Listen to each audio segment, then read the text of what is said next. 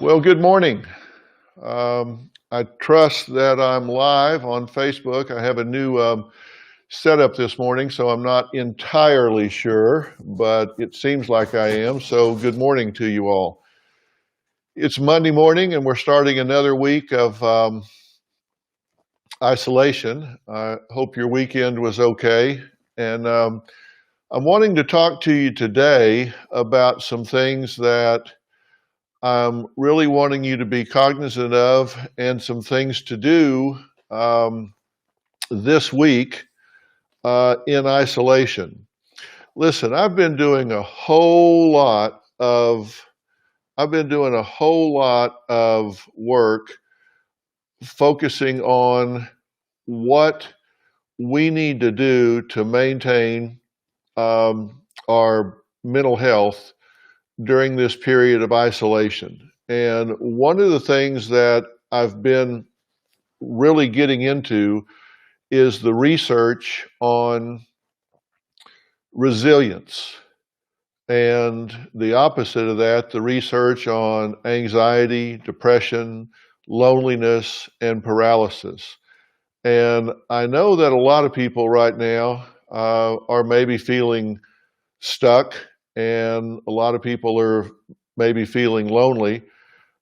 And I want to talk about that because the physical impact of stress and loneliness is really profound. Now, we have a mental and emotional impact of it, of course. We get anxious and depressed and upset. And what happens is that causes our immune system to be compromised. It causes our immune system, our ability to fight off infection, to really be suppressed, to really go down. And so it's important that during this time we do things that decompress us, de-stress us. And so I want to talk to you about that a little bit. And when I say that um, it can hurt us, stress and loneliness, um, it really increases mortality rates. It increases the risk of stroke and coronary disease, dementia for those in that category of life. It increases mortality rate among those that have a disease such as cancer. So we need to figure out ways that we can fight that off, ways that we can keep that from happening. So, how do you do that? Well, number one, I want you to identify what in your situation, your circumstance, is creating stress for you. So, I want you to do kind of a self analysis, and that is look around and say, what in my environment, what in my social sphere is creating stress and tension for me? Is it your relationship? Is it the kids? Is it the challenge of having to become a teacher all of a sudden and teach three different children on one laptop that are in three different grades at different schools and you only have one computer or whatever? Find out what it is that's creating stress and tension within you. Is it the unknown? Is it that you just don't know what's going to happen? Or is it your fear of the disease, getting the virus? What's going to happen if you do? Is it your worries about economic strife and collapse? Is it all those things? Whatever it is, I want you to make a list of those things. Make a list of your top 10 stressors. And, stress is your body's reaction. Stressor is what puts the pressure on your body. So I want you to identify your top 10 stressors. And then once you've identified those, then we want to come up with what are some good strategies for dealing with each of those stressors. Like, let's say your house is chaotic.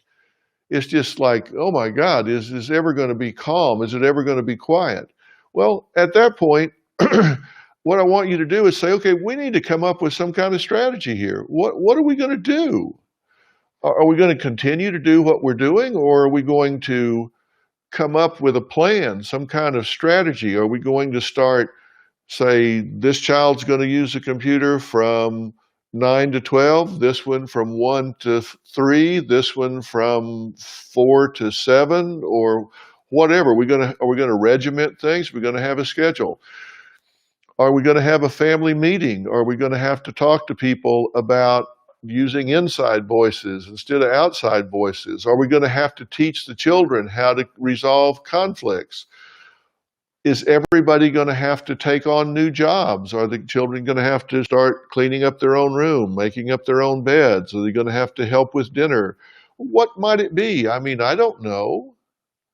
Who knows? Um, we just need to figure that out. So I want us to be mindful of those things. And come with me while I check something here. I want us to be mindful of those things. But once you identify what the stressors are, then I want you to say, okay, I've got this strategy. So now that I have the strategy, how do I implement it?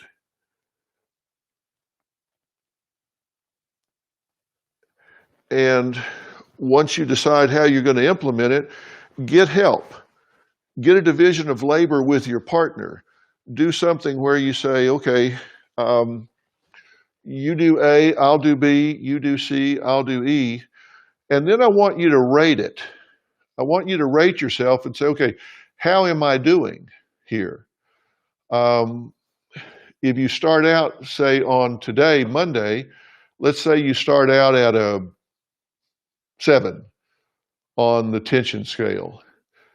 Check in again on Wednesday and see how you rate yourself. Is it still a 7, which means you haven't done much, or has it gotten to maybe a 5? On each of the things, see what kind of progress you're making. So identify your 10 stressors, come up with a plan for each one of them, and then once you have the plan, grade your own paper and see how you're doing.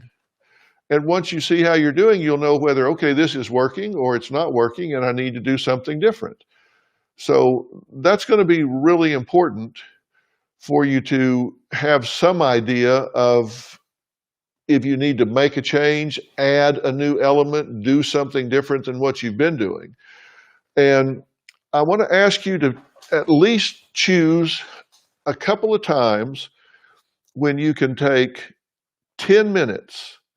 And maybe this is while you're in the bathtub. Maybe it's you get up 10 minutes before anybody else. Maybe it's you go outside. But I want you to take 10 minutes 2 times a day that you really do what I was saying last week, and that is try to rid your body of tension. Now, one of the ways that you do that, as I was pointing out last week, one of the ways you do that is you can first go to a hypertensive state, like really tense up muscle-wise for 10 seconds and then relax. Just really go completely limp for 10 seconds. Then tense up again for 10 seconds, then relax for 10 seconds. Do that 10 times, 10 cycles of 10 seconds of stress, 10 seconds of relaxation. Then when you're through with that, I want you to focus on your breathing. And I want you to breathe in for 3 seconds and out for 6 seconds. In for 3 seconds, out for 6 seconds. And you can just count in your mind. Mississippi 1, Mississippi 2, Mississippi 3, Mississippi 1, Mississippi 2, Mississippi 3, Mississippi 4, Mississippi 5, Mississippi 6, out. So it's twice as long out as it is in. You'll really be surprised what happens when you get that carbon dioxide exchange rate 2 to 1, how much you'll relax in your body and rid yourself of stress. So that's really important. So one of the things I'm asking you to do is change up your life, change up your world by actually behaving differently by identifying your stressors and coming up with a plan to reduce each one. And then the other is tend to yourself.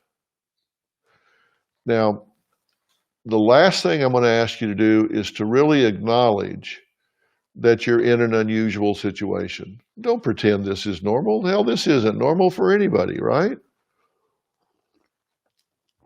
You may love your partner, you love your children, but you were never planning on or designing to be with them 24/7, every day of the week, every day of the month, while you had this looming issue over your head of a disease that could be deadly. Acknowledge that's the case. Don't pretend there's not an elephant in the living room. There is. There's this big disease out there. And if one of the things that's on your stressor list is fear of this disease, your strategy should be to do your homework, because your homework is going to tell you that 85% of the people that contract this disease will have mild, moderate, or no symptoms at all. So contracting this disease is not a death sentence. And I can tell you the anxiety, the fear, the paralysis that I'm seeing is very disproportionate to the danger that this disease poses to most people in the world. Now, that doesn't mean that we don't have 1,000 people that have lost their lives in America. It does. But that does mean that for most people, we simply are not going to have that big a reaction to this, and you're probably among those most people. So I'm not asking you to trivialize it. I'm not asking you to pretend it's not real. I'm just saying recognize and make your reaction proportionate to the fear. Now, that's just really important, and I want you to really do these things, because it will make a huge, huge difference if you will do that. It will make a huge difference in the way you react and respond to everything that is going on in your life and in your everything in your life and that's leaning on you right now. And this week we've got some great shows that I want you to watch. Today we're talking about coronavirus from the front lines. We're talking to people that are really out there. They're really doing this, and we're talking about the issues that they're facing. And you're going to find out what's really going on inside some of these hospitals. And I think it's going to be astounding to you how heroic these people truly are. I mean, we've got some amazing, amazing people out there doing what they're doing. We're going to be talking to COVIDiots this week, some of these people that just don't get it and continue to put their lives and all of ours in danger by ignoring the lockdown and going out and just doing stupid stuff. We're going to be talking about what's really happening with people that have drug and alcohol problems, those that are creating drug and alcohol problems during the week. So we're going to be talking about a lot of things that are germane to this current situation we're in. I want you to know I'm going to bring you the facts. I'm not going to put any spin on it. I've said many times over, I'm not an immunologist. I'm not an infectious disease specialist. I'm not a molecular microbiologist, but I do have access to them. And I'm debriefing these people from Harvard, Yale, Johns Hopkins, Duke University. And I'm going to tell you what they're telling me. And I'm interpreting this as clearly and concisely as I can. So I'm giving you the facts, And then I'm going to give you the tool belt you need to make sure that the mental and emotional aspects of this don't create more trouble than the virus itself. Okay, I'm going to go do a show, and you'll be seeing it in a few days. And we're going to be talking about a lot of things coming up, scams and miracle cures and treatments, et cetera, et cetera. Lots of stuff coming up. Watch today's show. You're going to be so proud of some of the people you see on today's show. Thanks for joining me. I'll be back tomorrow at 11 o'clock, and we'll talk some more. I just want to stay in touch with you guys. You notice I've moved. Um, I was in the kitchen, but Robin wanted to do some baking this week, so I came back to my study. So you can see I'm in a different environment than I was in before. I'm in my study. That probably made you seasick.